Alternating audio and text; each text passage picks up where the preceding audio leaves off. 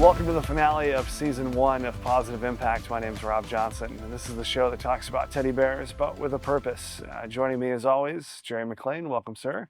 Glad to be here again. And I didn't mention it in the last episode, but we are down one cast member, so Jimmy is not here. Well, Jimmy headed over to Europe to meet with our European distributors, picked up something, came back to work for this past week, and he's down and out. So he's a little bit under the weather. Well, we certainly miss him, and as we close the books on the first season of the podcast, what I wanted to do was really talk about, this is coming out in September, going into the holiday season. So I want to talk about a few different facets with that. Number one, the busyness of the holiday season. And then I want to go into just some traditions and just some, kind of pick your brain on some recollections of the holidays and personal and in the business. And then, we'll start turning our attentions towards 2025 and what season 2 might look like. Okay. Does that sound fair? Sounds good. All right, very good. So at the top of this, I would imagine for your industry, Christmas is peak season. Is that fair to say, or is it? It's really not. It's okay. See, it's really different. That's why you're here, and I'm not talking to the people about it. Well, I would have thought that Christmas would be, our ultimate season. Believe it or not, December is our slowest month of the year. Really? And that's because everybody's already ramped up, usually had everything bought and, into their facilities or their operations before, December hits.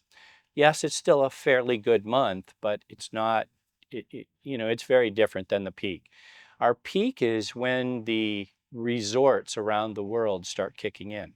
The destination resorts, we service a tremendous amount of that customer base.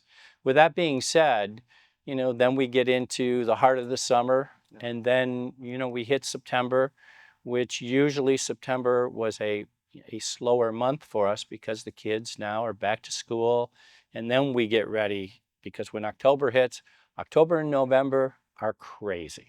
Okay. This place is bumping. We're in a little earlier, we stay a little later.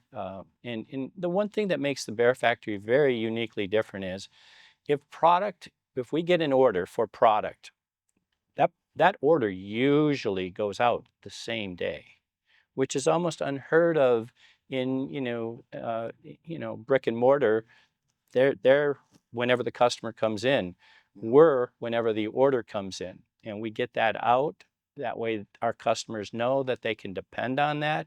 And usually if it comes in by 3 o'clock, it's usually out the same day. If it comes in after 3 p.m., then what happens is it'll go out the next day. Now, if it's a really large order, 10, 20, 30, 40, $50,000 order, those are going to take, probably a day, day and a half, 2 days to get ready to go out. So it does get crazy around here. So people are mainly ordering for the holidays starting in October, and when does that start to slow down? About Thanksgiving? I think probably up till December 1. We'll still do, pretty good amount of sales till December 10th. But after December 10th, it's more party time around here. Well, that's probably nice that you have that time where it's slower, where you're not your Christmas rush, happens a month or two before. Yes. Yeah. So what does December typically look like around here then? There's some pops in the building and some parties that we do have, and we really love to sit down with all of our employees and really have some good Christmas stuff.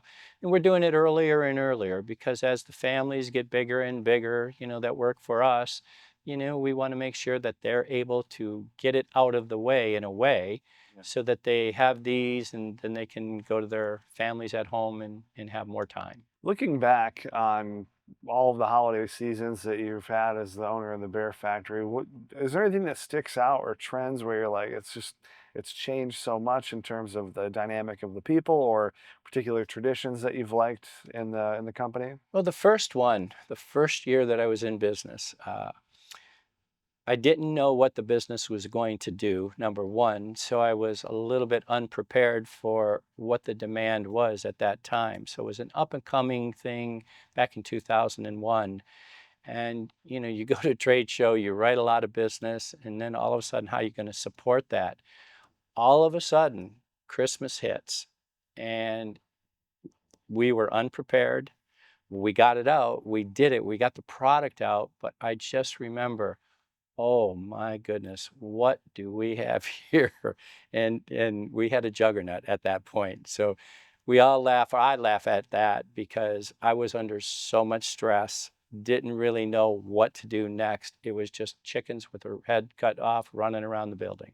And if for that year, did that bleed into Christmas and kind of go through? It, Because it it was bled just it bled chaos. into everything. I mean, everything was, it didn't stop the whole year. We're going, is this a 12-month business that we're in now? I thought this was going to be a fad type of thing, a 3-4 year business, and we're in and out, and it was fun doing it. And it just was month after month, and the next month gets better, and then the next month gets better. And that's what's happening again, 24 years later, we're at that same situation where every month is getting better and better and better.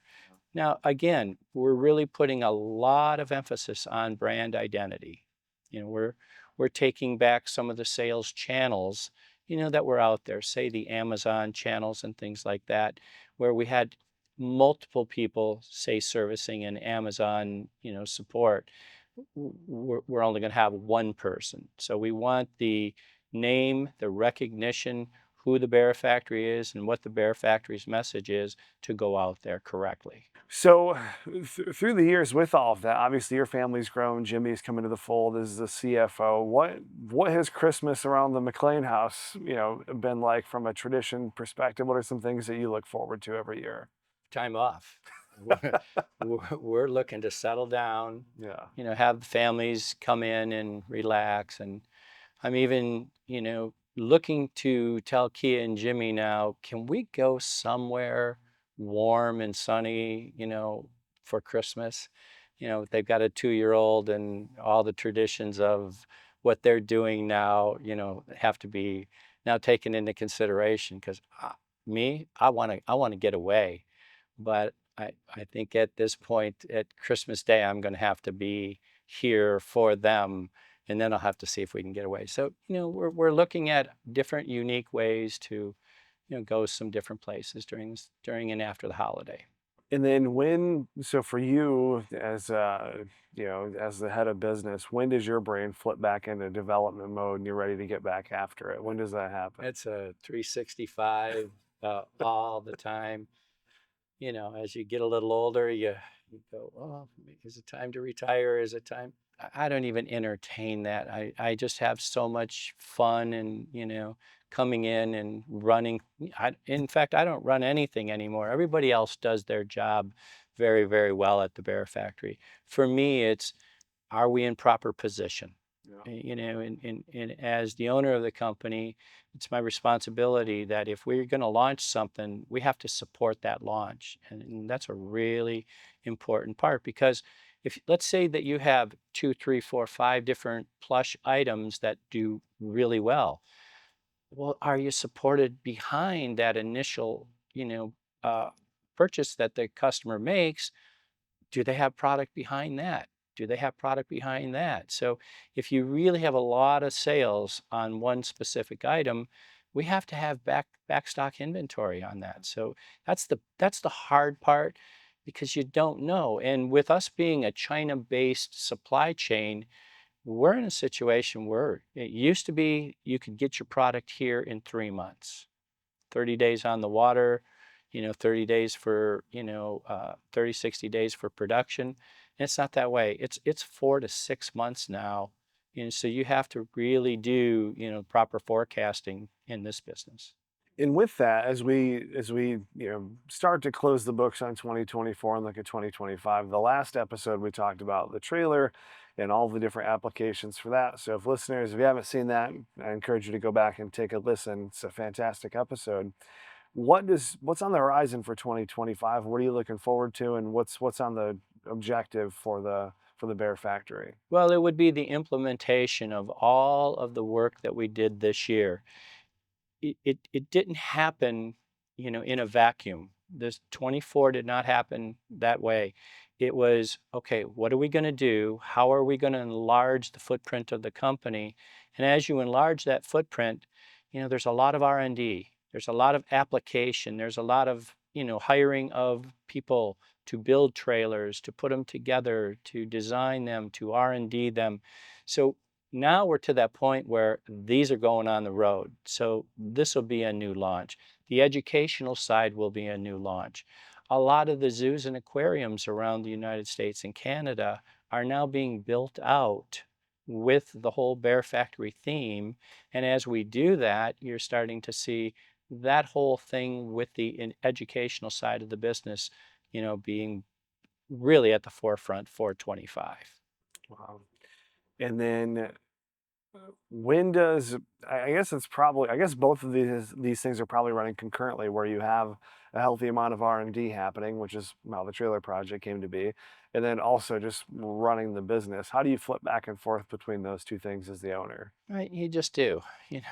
There's every day something comes up. I I don't know if there's been very many times where something didn't come up one day and then, the second half of the day you're on to the next thing and the next thing and the next thing. Now, that's where Jimmy and Kia do a phenomenal job, and now that we've got some really key people and some key places, to take Jimmy out of maybe the sales side of it, the introduction side of it. Now we're into a lot of big companies coming in and asking us, okay, how can they play with the Bear Factory? How can they be part of this whole new generation of education and plush at the same time? Are you finding that it's flipping from you going out and chasing people down and now people are chasing you down? Was it Well, I'll give you a funny story. For the first 18 to 20 years in the business, there was not one piece of advertising that the Bear Factory did. There was nothing out there. Everybody found us. And then, things started to change a little bit. Jimmy came in and Jimmy says, nah, we're going to do it a different way. I'm going, well, why do we have to reinvent the wheel? It's doing just fine the way that it is. He says, trust me.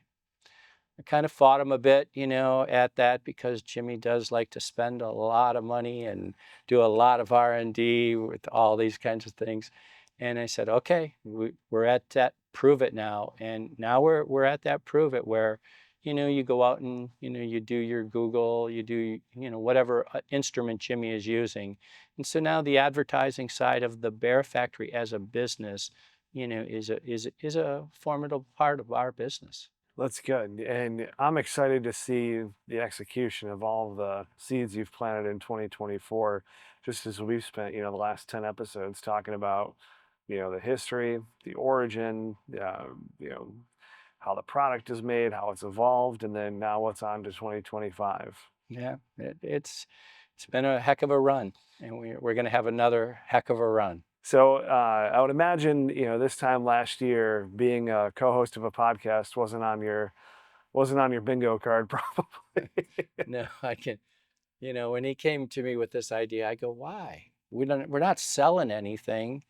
And he goes, "Yes, we are." And I go, "What are we selling?" He goes, "Us and what we do and the information that we give to the kids on the planet." And so that's how this was birthed. That was all right, now we have a message that is uniquely different than every other plush company out there because of the educational side of it. And I know I've said the educational side of it, but it is something that has to be supported because anybody can sell plush. There's a lot of plush out on the planet. Us, we want to sell plush with the purpose. Absolutely. I love it. So speaking of that, who do we have on the docket for today? Well, the end of the season comes into our Christmas season, and here at the Bear Factory, we've got a hefty part of our line, in the Christmas season. So they go into, our reindeers, our snowmen. We have girl and boy animals that, the kids love. We have gingerbread puppies. We have gnomes. Whatever you're looking for, and then we do a few different other things where we'll take and we'll do cinch bags where the kids can actually color this, put their names on it. This is how it could be presented under the Christmas tree, where the, kids get to have the animal. This is the cinch bag. They can carry it on their shoulders. So any way you want to do it, Jimmy puts different things together, and the customization is the key. That's cool. I love that. And what is this reindeer? This is just our standard, what we'll call buck reindeer, but this is the boy reindeer. We have the girl reindeer, and the girl reindeer is more the white one, but this one's been in the line for a while, went through a few changes here and there, but is definitely our biggest Christmas item. Love it. That's a genius idea. Go Jimmy. Yes. All right. So as we close out season 1, Jerry, anything else that you want to add for the listeners as we close the books on this this first chapter? Just go and take a look, have some fun, take a look and see if this is something that you could support your community, support your family, and see if it is a good fit for you. It's a lot of fun. Love it. Thank you, Jerry. All right, everyone. Well, that's going to do it for season 1 of The Bear Factory, Pawsitive Impact. So as we turn to season 2, be on the lookout for that in 2025. And apart from that, if this is your first introduction to Pawsitive Impact and the Bear Factory, be sure to go and check out the back catalog of episodes to learn the origin, how Jerry started the company, how Jimmy came in and spent a bunch of money for the good of the organization. And apart from that, we'll see you on season 2. Take care.